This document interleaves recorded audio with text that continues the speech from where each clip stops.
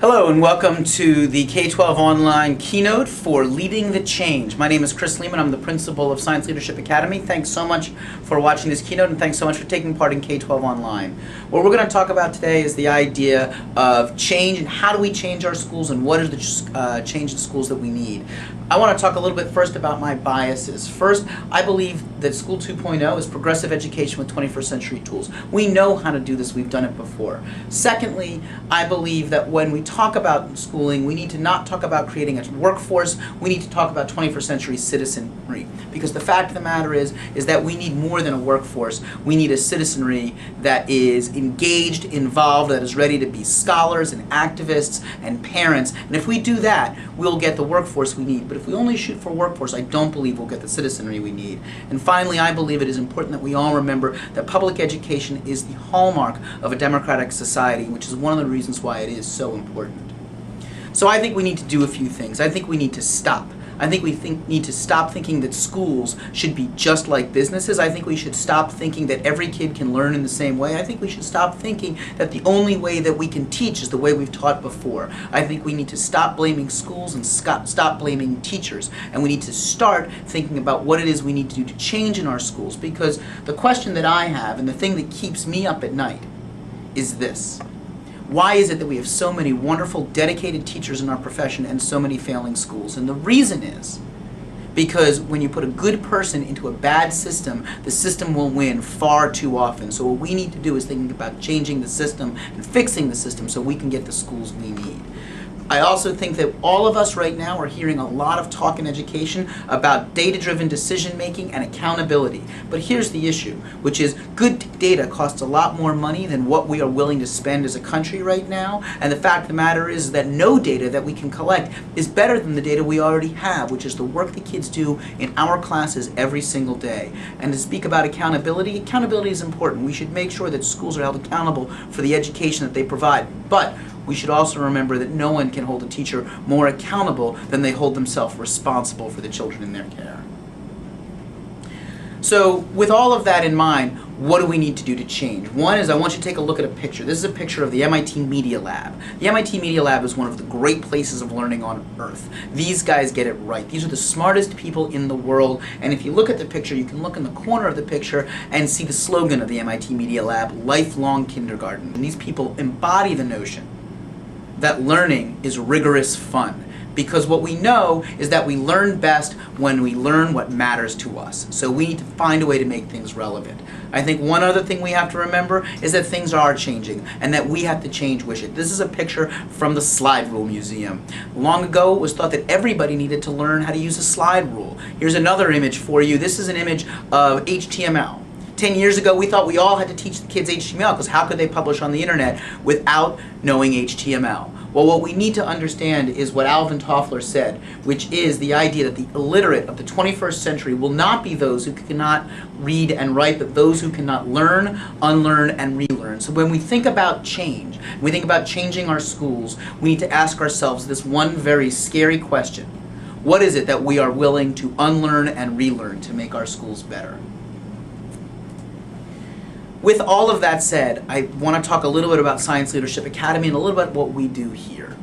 There are a number of tenets in Science Leadership Academy that form the hallmark of what we do, and I think that what we've learned here can be exported. So as we think about changing our schools, there are some tenets of SLA that I think are incredibly important. First, we need to create more caring institutions in our schools. We need to remember that we teach students before we teach subjects. And this is the old English teacher in me. It's the difference between the statements of I teach physics or I teach kids physics. Children should never be an indirect object in our schools. Our schools need to be about kids. What does it mean to go to a school like SLA with caring relationships? It really does mean a lot. It makes you, not only does the environment get better for you, it makes you want to learn and like want to try more because you have someone to believe in you and that cares actually what you're doing. I not only respect my students, but I understand that they have a lot going on in life and that I care about them on a day-to-day basis, both in how I treat them and how I treat their work. And it also means that they in turn respect their teachers and care about us as people beyond our jobs. It's breaking the barriers of traditional teaching, that people learn more if there is this human connection, other than like, rather than this I'm a teacher, you're a student, you learn, I teach. Does that mean that we don't need great teachers? Of course not. I know there are those folks out there that are saying teachers are obsolete. Give the kids the tools and they don't need the teachers, and I disagree. I think we need teacher mentors more than ever. I think teachers are essential if we are to help students learn how to navigate what is becoming an ever more bewildering world. But that being said, we must create student-centered schools. We must create schools where children feel valued, where they feel that the learning is theirs, and where they feel that it is about them, not about the teacher in front of them. The magic happens and meaning happens in that intersection between teacher and student, but we can only get there if the students feel empowered to make the education theirs. So since you know, started SLA, has your learning changed? It's gotten a lot more self-directed because, you know, when I first come here, it was very much, you know, used to, you know, having the teacher in the front of the room and the teacher tells you what you're learning. But here, since with all the core values, you know, especially with inquiry, is you start thinking about what you want to learn. And, you know, I go out and I learn things on my own as well. So do you feel like your personal learning is important to your teachers? I think it is. I think every student's personal learning here is important to the teachers. I don't think it's one student here that the teachers don't care about. Because my teachers are always there to answer my questions, and they always stay after school or in the morning whenever I need them. And why do you think that happens? I think it's because they actually like what they do, and they want to help the students and see them succeed as much as possible. I think a lot of it is that at the beginning of the year, we really make a conscious effort to talk about, as teachers, how we want the school to feel and what we feel like the most important features of the school are, and how we want to be supporting our student. And so then as the teachers go into the school year, and we are really thinking concretely about what our students need and what our students need from us and how we can serve them. How do we do that? The first is we've got to make our schools more inquiry driven. What are the questions that we can ask as a community together? What is it about any subject that can spur a child to ask the next question, to look for something to investigate, to research, to analyze, to question? We must make our schools about that, because the fact of the matter is that when we learn as adults, we don't learn because someone says, here, learn this, or if we do, we don't do it well.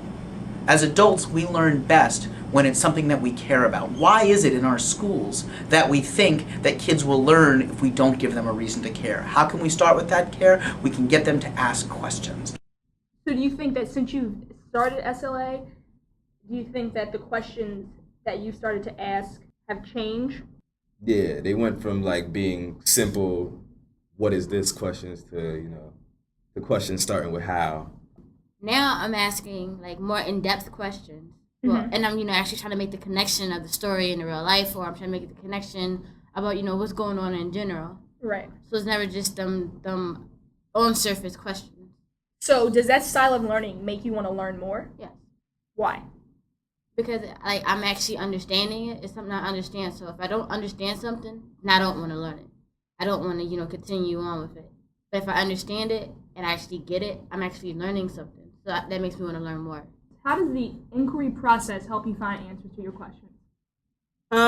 Because it makes me have to sit down and actually think about how I'm going to answer these questions. What is the first step that I'm going to take to finding the answers to the questions? Am I going to be able to find it within myself, or I have to go out there and ask others, use my resources? I have to actually sit down and figure out what I'm going to do first. So for each unit, we have the essential questions on the wall. We talk about kind of the overarching big picture questions, and then I really like to give a lot of responsibility to the students to answer those questions. Frequently I'll have, when we're talking about like smaller questions for the class period or for a couple of class periods, I'll have students come up and teach mini lessons on things that we've been working on. And then larger questions, we'll have a large class discussion to come up with the big picture ideas. Secondly, it's got to be passionate and it has to matter. What would happen if in all of our schools we stopped thinking of schooling as preparation for real life, but rather made school about real life? The picture that you're looking at is of Lonnie Mercado. This is a picture from engineering class. Engineering class, they are building a biodiesel flow process fuel generator. It's a brand new way to process biodiesel. They are patenting it. And then they're sharing it with a school in Guatemala and a school in Ecuador. These two schools are going to build the biodiesel flow process generator that our students made. And they are going to take their communities off the grid so their communities can stop buying diesel from Venezuela and can become more energy independent and therefore economically independent. What would happen if we dared kids to change the world, and what would happen if they did? So, like, how does it feel to go to a school like SLA where both teachers and students are really passionate about what they're doing? It makes me feel safe. Going to SLA just boosts my confidence up to help others and care for others. Next, we've got to start talking about metacognition with our kids. Our schools have to be thinking about thinking, because at the end of the day, we don't know if the information we're teaching them now will be relevant. But we know the patterns and habits of mind that they are learning can and will be. If we do not get students to think critically about their own learning, then all we are doing is filling their heads. And that's not what we need. We need kids who can learn when they leave us. And the only way to do that is to question. So with the questions, I guess, comes the idea of reflection. And how does that affect you at SLA? It shows me how I grew. Mm-hmm. As a student and as a person, I look at so much stuff in the world so differently, and for some reason I always tie it back to go like, if I didn't do this at SLA, I wouldn't be doing this right now. I wouldn't be the way I am. Because you reflect on what you've learned and you maybe see areas you can learn even more, and like the nuances within a subject you can learn more about. And in the reflection process, you think back on the process of what you learned as well, so you kind of know exactly how you learned something. You can then apply that to other things, and kind of becomes easier to learn. Talking about your classroom and your teaching changing since you started SLA, has there been a moment of reflection for you as a teacher? I think I've been able to reflect at the end of every day when I spend until 6 o'clock or 7 o'clock at night preparing for the next day. I'm reflecting upon how the time I'm spending is so worthwhile, and how that's really different from when I was at another school in the spring. So I think I reflect almost every day on how blessed I am to be here and how exciting it is to work with students. What that means is we need to move away from the recall-based classroom. And this is a hierarchy of an assessment that you're looking at here. It's a traditional classroom. Sure, lots of teachers think they give projects. In fact, I think most teachers in America think that they do project-based learning. But project-based learning does not mean doing projects along the way. There's a litmus test question that you need to ask. First, when you really want to know what the kids have learned in a unit, what is your assessment tool? If your answer is give a test, then that classroom is not project-based. That classroom does projects along the way.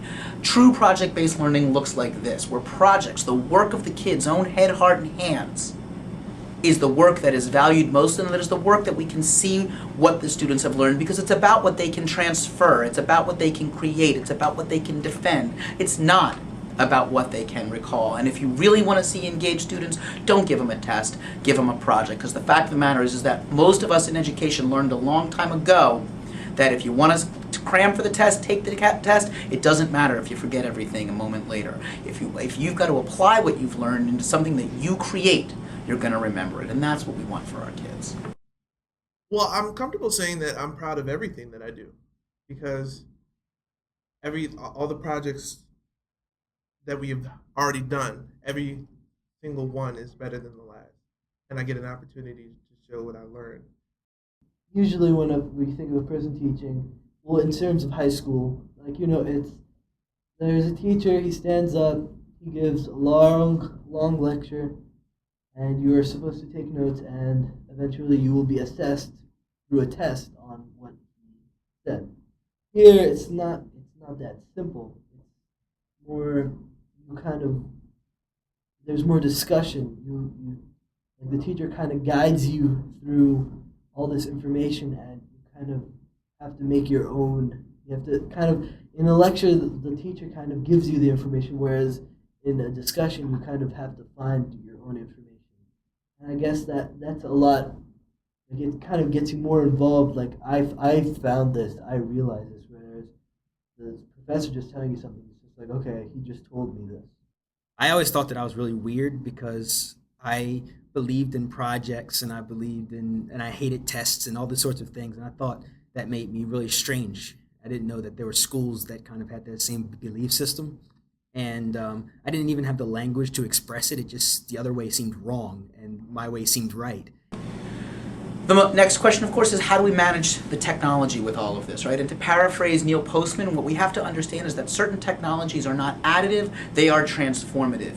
Gutenberg's printing press is his example. When Gutenberg invented the printing press, you didn't have Europe plus books. You had a whole new Europe, a Europe that was transformed. Well, the problem is in too many of our schools, what we have are schools, the schools we've always had, plus computers, and what we should really have are whole new schools. And what does that look like? Well, I think the technology must be like oxygen, ubiquitous, necessary, and invisible.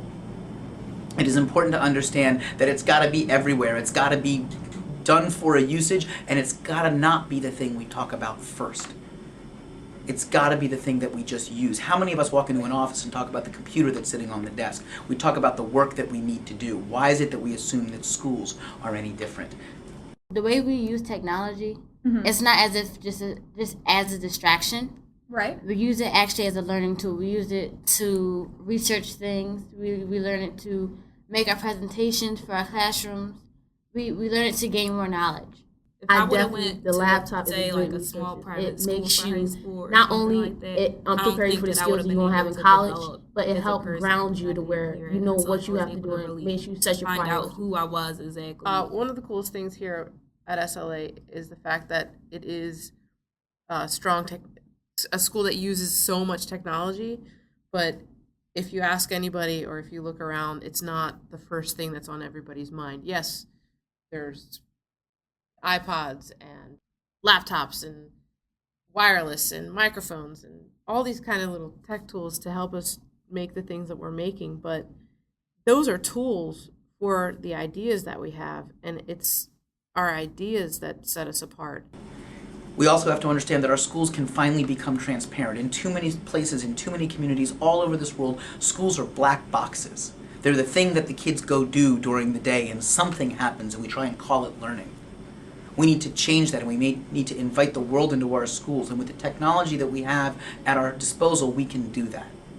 And once we do that, we can invite our kids to change the world because they will be in and of it. And what that means is at the end of the day, what the technology should allow every child in every school to do is research, collaborate, create, present, and network.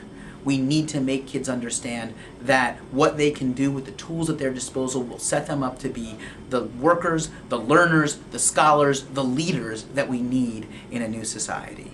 And finally, that does raise the question of what is the role of the teacher in the age of Google? What is it that teachers do? And the interesting thing is we have one last thing to teach, and I think it's the most important thing that we've ever taught and always taught, and that's wisdom.